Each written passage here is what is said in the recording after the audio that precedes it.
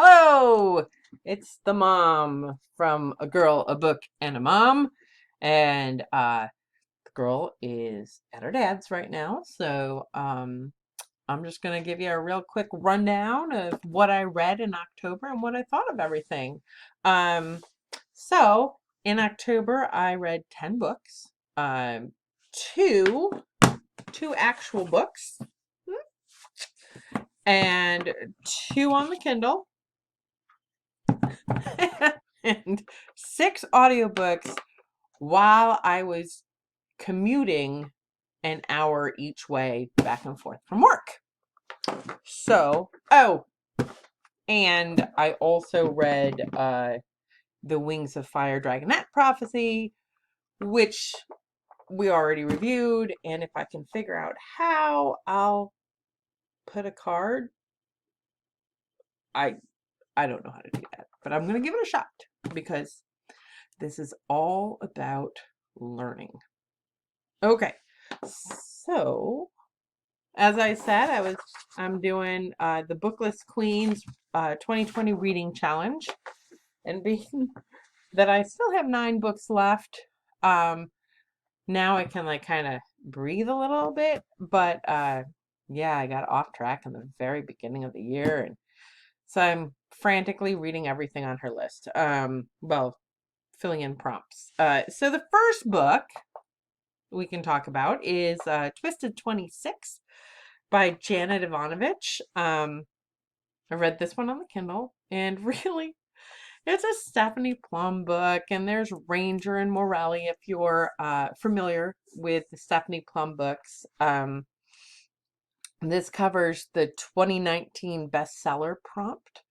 Uh, so yeah, there's 26 of them, plus some seasonal ones, and Janet Ivanovich is always fun. She's got a gun-toting grandmother, and basically this one starts out that her grandmother has married a mob guy. Uh, they don't call him mafia, they call him mob. Uh, like the lazy boy mob. I don't know how to explain that. They're in the back of a strip joint is where they meet, and that so anyway, so Grandma Mazer marries a guy from the mob and in Vegas, and he drops dead 45 minutes after marrying her. And so everybody wants to know where the keys are because he is the key keeper. But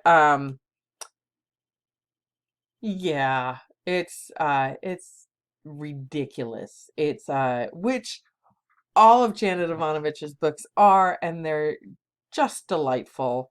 A nice escape when you really need it. And they're a super quick read. So I gave that one 4 stars because Janet Ivanovich is always good for a hilarious good time. And read that one on the Kindle. Okay, so that was my 2019 bestseller. Next up, just going down the list, is Fool by Christopher Moore. And I'm a huge fan of Christopher Moore. He did the book Lamb, which is one of my all-time favorite books. But yes, in this book, he does kind of an interesting take on King Lear as told by his fool or his court jester. Um, except there's like tie-ins to like Macbeth, and yeah, it's not really the story of King Lear, except there's a guy named King Lear. Um, it's crass. It's a really bawdy sort of book. It reminds me of the Canterbury Tales a lot. There is there's some foul language and lots of sex and nudity and general ridiculousness. It's got a fairly good plot. It's got witches, it's got spirits, it's got nakedness and one instance of sexual violence, but um, it's told in a way that you know it's not a good thing, but it's not really, really graphic, in my opinion. So anyway, so that is my book that makes me laugh. And honestly, I'm going to give everything. I'm not going to say that. I love Christopher Moore and I love Shakespeare, so I gave it a 5 out of 5. My book club, my sister's book club, that I'll be mentioning again later, I don't think they liked it as much as I did, but that's okay. We can all have our own opinions. So yeah, none of these books are really good for children. I'll just put it right there that these are not. Yeah. Well, I'll tell you if I come across a book that is good enough for children. Um, the girl hasn't read any of these. And I'm not sure I'm going to let her read any of them. Maybe, maybe. Okay. The next book is a famous author that you've never read. Ha! Well, I somehow managed to get through middle school and high school without ever reading any Toni Morrison. So for this one, I picked The Bluest Eye and I did it on audiobook. And it was unbelievably sad. Like, I just felt so horribly bad for the main character, but it was a really, oh my God, it was so sad. It was a good book though. It was eye-opening from the space that I'm a privileged white woman. Um, it's about a black girl who's growing up and everybody thinks she's ugly and her dad is an alcoholic and beats her family and impregnates her. And so it is really not at all a feel-good story. Um, Unbelievably sad. But basically, where the title comes from is that she's always been told that she's ugly and treated like she's ugly, and all she wants is the bluest eyes so that she will be pretty. Because I guess she thinks um, that having blue eyes is just the epitome of pretty. And ugh, heartbreakingly sad. So yes, that was a audiobook. I probably will try to read more by Toni Morrison. That's a whole huge bunch of books that I never read. Uh, anyway, I give it a 4 stars because it was so unbearably sad. Um, that probably should be like a 4.5. They don't really let you do that on Goodreads though. So yeah, it was a good book. It was just, oh my gosh, so sad. The next book I read was also on audiobook, and that's Where the Crawdads Sing by Delia Owens, and that's my New York Times #1 bestseller. And I enjoyed it. I really enjoyed the ride to and from work. You know, driving through the farmlands of Ohio, listening to somebody talk about marshes in North Carolina, which on Lake Erie we sort of have marshland, not like North Carolina, but that was cool to hear about, and the Marsh Girl was really interesting, and yeah, I didn't like the ending. Just gotta say that. Didn't like the ending. I should say I didn't like the very ending. Like, I liked pretty much everything about the last chapter. And there's a trial because the Marsh Girl is on trial for murder, and that was a bit of a nail biter. But yeah, that was a really good book. Um, I also gave it 4 stars. But really, that's probably 4.5.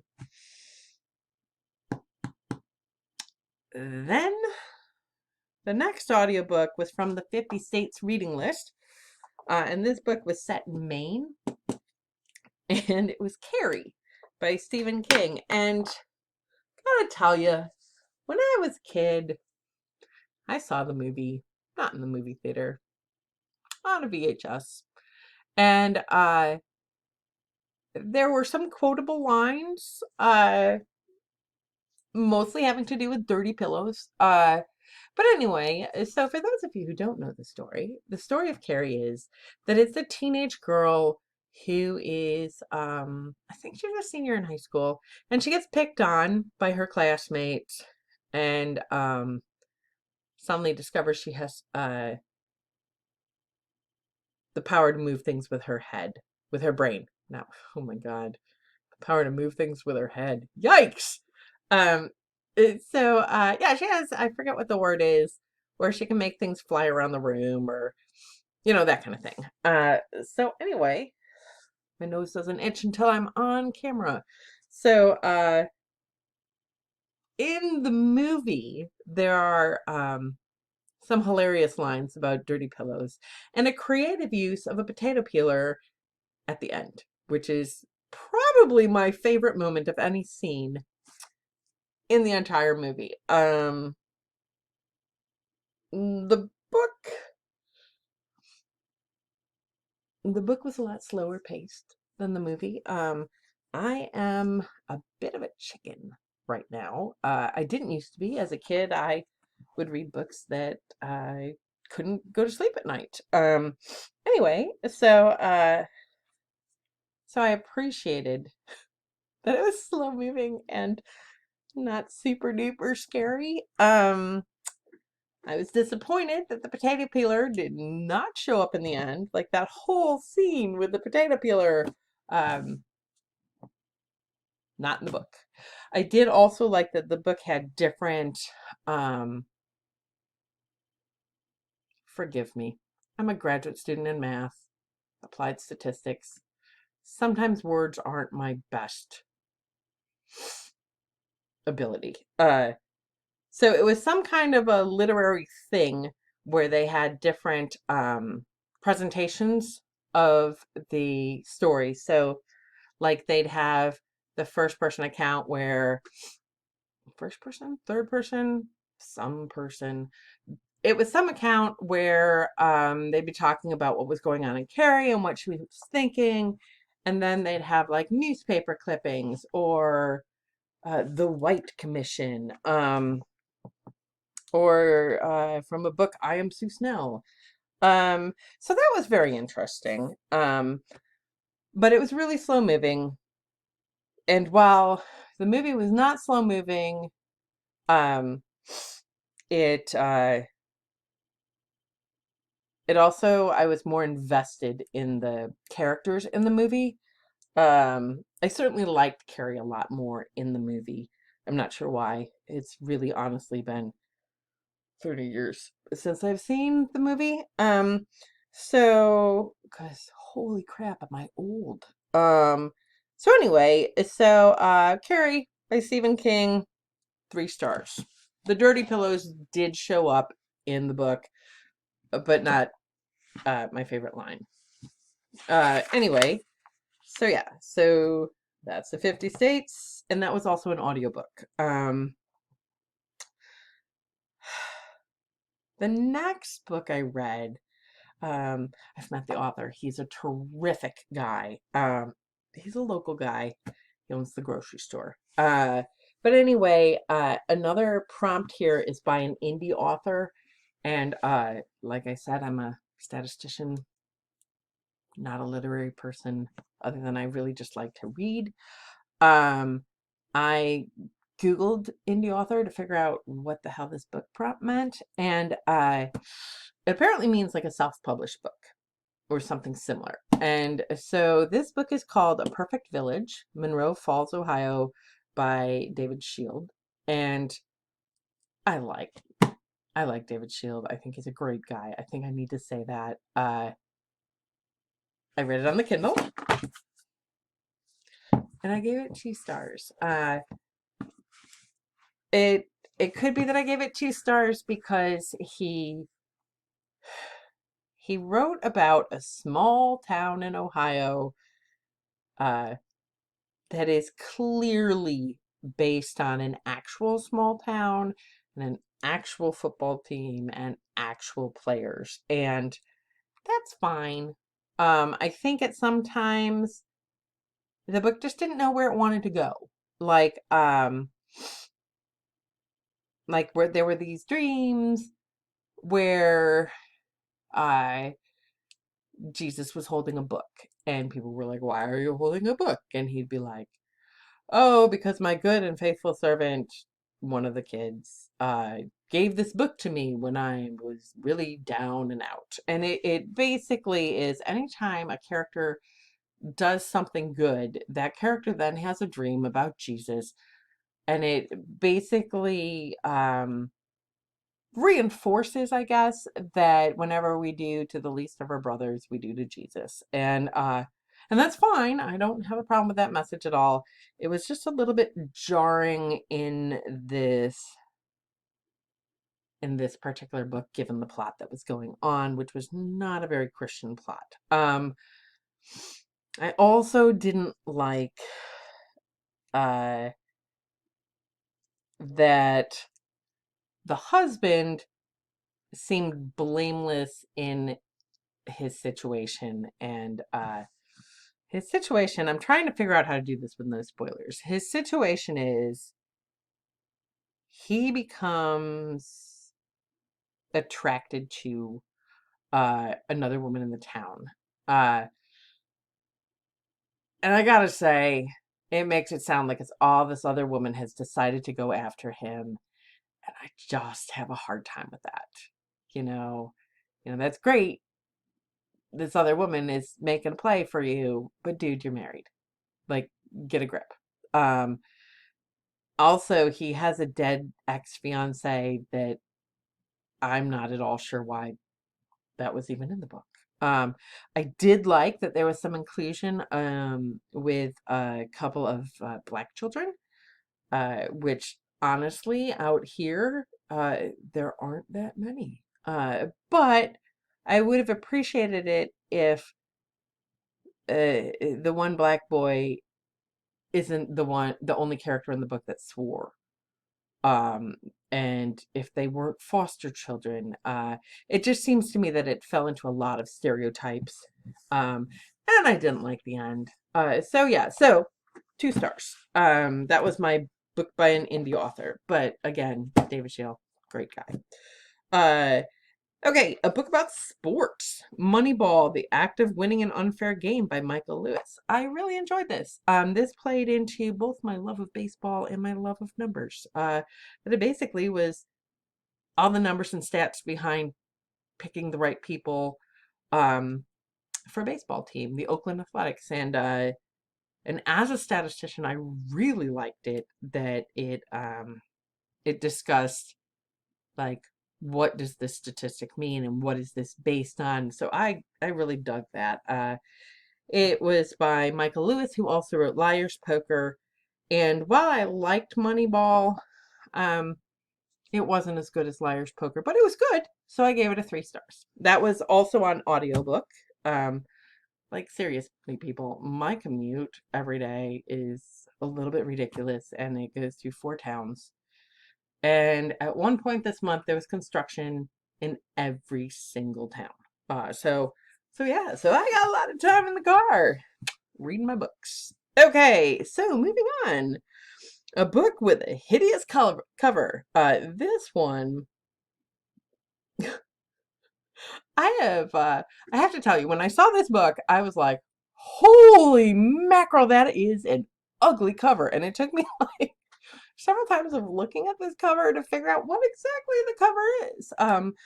Yeah, it was hugging people, like 2 people hugging, and I'm gonna leave it up here so you can understand and maybe take some hard looks at it to figure out what is going on that cover. It's The Vanishing Half by Brit Bennett, and I know that a lot of people have talked about it, but what a great book. Like, seriously. Um, it's about these 2 two about identical twins that live in this town right outside New Orleans, and they are very, very light-skinned African Americans, and everybody in the town is very light-skinned African Americans, and yeah, and so they decide to run away, and like yeah, they run away to escape and go out in the world. And then one of the sisters breaks off from the other sister, and you don't hear from her again until about halfway through the book. Um, the other sister is marries a well, she becomes a fingerprint analyst. They're not stupid women, either one of them, but she marries a very dark-skinned man and have a daughter, and then he's abusive, so she leaves him and takes her daughter, this very dark girl. They call her Blue Black. Well, they don't call her that. That's not her name. But the color of her is blue black, is what they say. And she goes back to this town where lightness is valued. And the girl grows up very ostracized, but ends up being an excellent runner and heads off to California to on a running scholarship. Um, and so basically, this book has so much going on and so many different directions and so many different topics interspersed, and it kind of to me was interesting, the difference in the white passing sister, which we later find out that she's white passing, the one that broke off. Um, and how her personality changed as she was pretending to be something she's not, and yeah, and like the very, very dark girl learning that the darkness um isn't ugly.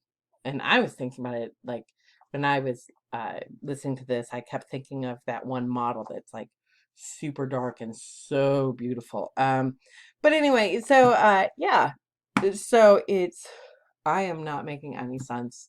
I'm so sorry. But there's so much going on with this. And at first I thought it was like a really, like a woke thing about white people and black people, and the privileges of white people, and I don't think it was about that. Like the more I've like sat with the story and revisited it, I think it was more about you have to be who you are, because there's so many different kinds of people in this book, and the only person who seemed to be truly unhappy is the person who wasn't true to themselves. And that's all I'm going to say. But it was a really good book. I give it 4.5 stars. That again was an audiobook with a hideous cover. The next book I read was Oona Out of Order by Margarita Montimore. That was my 2020 new release. Also an audiobook. And I gave that 3 stars. It's about a woman who wakes up and goes from, I think, 19, maybe it's 18, to 51. And then every year she jumps to a different age. And it was lighthearted. It was fun. It was totally not a plausible storyline. But, there were some sections that we being my sister and our book club that we do by Zoom, and it's a whole bunch of us, and we all read the same book and then discuss over Zoom. That we were discussing that there were a whole lot of New Year's Eves. Okay, this happens at the stroke of midnight for the new year because that's when her birthday is. There were a whole lot of, like, the previous year when she knew she was going to jump, that she would put herself in situations. Like, frankly, if you know that this is only your second jump coming up in the next year, don't go to a bar and take ecstasy. That's just really not a good idea. Because when you jump back and it's only like from 51 then your next jump and it's like, oh great, now you're drunk and you're on E. You don't know who you've been dating. It's just, very stupid moments. Uh, but yeah, so other than that, it was a lighthearted read. I gave it 3 stars. It was okay. And then last book is one my dental hygienist gave me to read. I don't know, gave me, borrowed, lent me, is When Life Gives You Lululemons, which is another, thank you, Brooke. It's another exciting Devil Wears Prada spinoff. Exciting is not the right word. It's basically Miranda Priestley's assistant in The Devil Wears Prada. It kind of follows her story, and she's like a PR person. And then there's this supermodel whose politician husband is trying to run for president, or is like the next presidential hopeful, and she gets a DUI with the kids in the car, and life turns south. And so it's a lot about restoring her image in like a zany 3 girls muddling through sort of. It's cute. It's a super cute little book. I think there was a twist, but I already had figured it out, so I don't think I thought it as a twist. Although there was one surprising part right at the end. Not at the very end, but towards the end. Anyway, cute little book. It's not little, it's not huge. It's a cute book. Enjoyed it. I gave it 3 stars. Okay, so that's my October reads. I'm new at this. Be gentle. Yeah. And I actually get a week off school this month, so graduate school. I don't get a week off. I teach. I don't get a week off teaching school. But anyway, I probably will be back in a couple days with a what I'm going to read in November. So I have no idea at this point. Anyway, hope you're having a great day. Terrific. Happy reading.